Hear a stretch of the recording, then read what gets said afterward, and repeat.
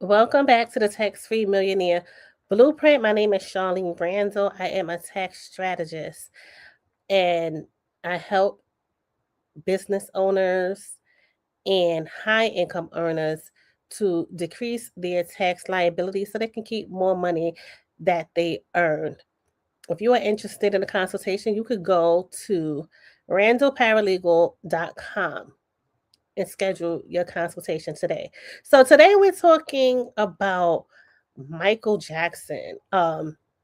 Michael Jackson, megastar, legend, um, entertainer, and entrepreneur. So Michael Jackson has a new biopic that just was released today on Friday, April 24th, 2026. And this movie features his nephew Jafar playing Michael, and this film is, you know, being that it just was released, there is not a lot of confirmation on how this movie will impact Michael's financial legacy, but it is estimated to be, a very good addition to his legacy based on some of the reports that are out there. And we all know that Michael is one of the biggest stars in the world, if not the biggest star in the entire world, even after his passing.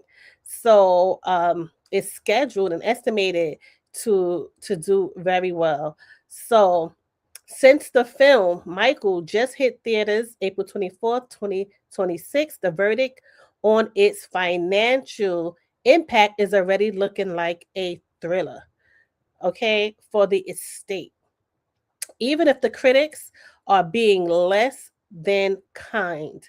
So, as a tax strategist, you'll appreciate the sheer scale of this movie. It's not just a movie, it's a massive rehabilitation and monetization play for the Michael Jackson estate. So, here's how on the tax free millionaire blueprint, we break it down. So, here's how it stacks up for his financial legacy.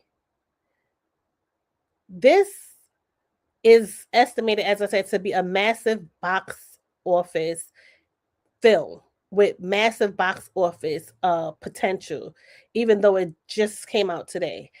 Despite, you know, rotten critical score currently sitting around 34%, the film is a commercial juggernaut.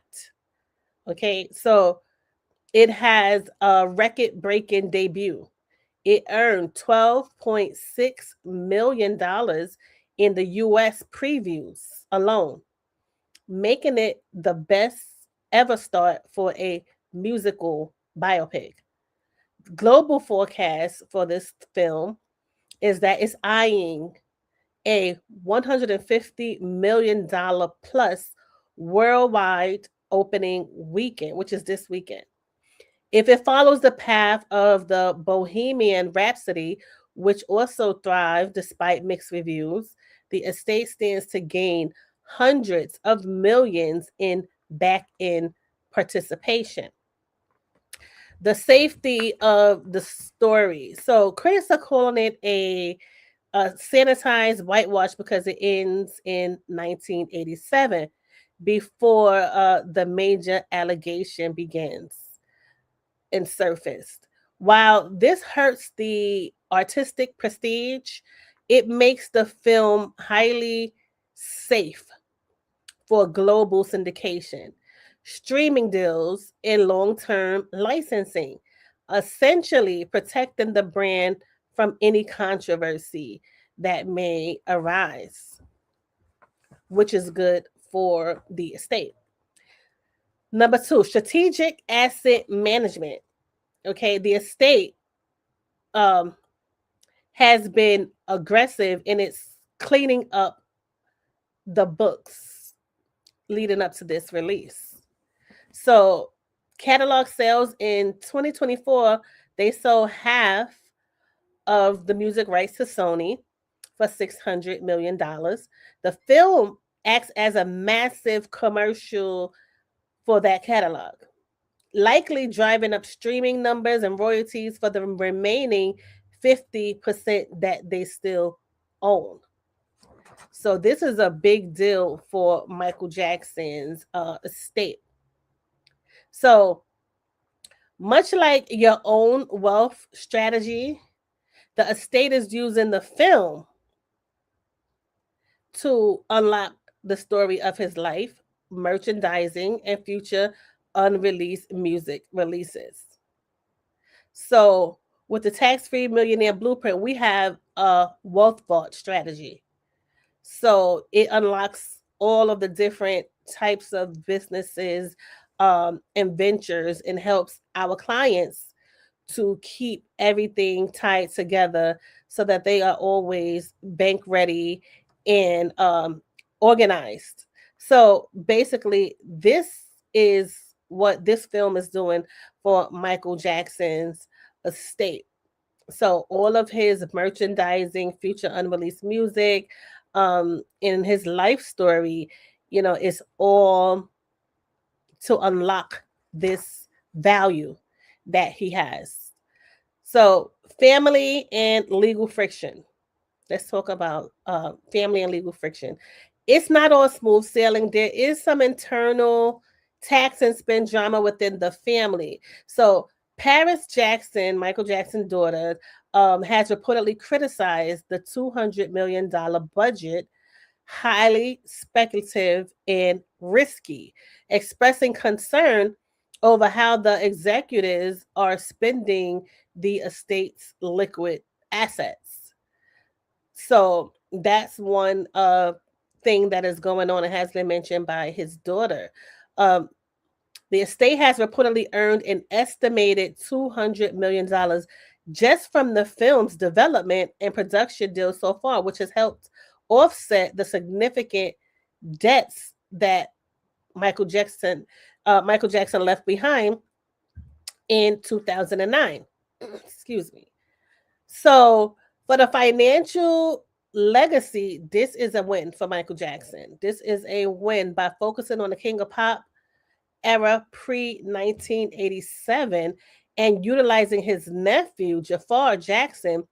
The estate has successfully created a high gloss marketing tool that reintroduces MJ to Gen Z and Alpha.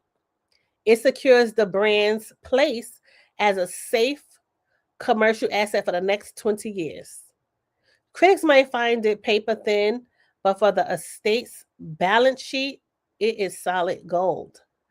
So, are you looking to use this legacy building approach for your own brand, or were you more interested in the specific tax implications for MJ's estate? So, if somebody is looking to build a legacy, these things that you do that exposes and protects your assets are going to be the best thing. So this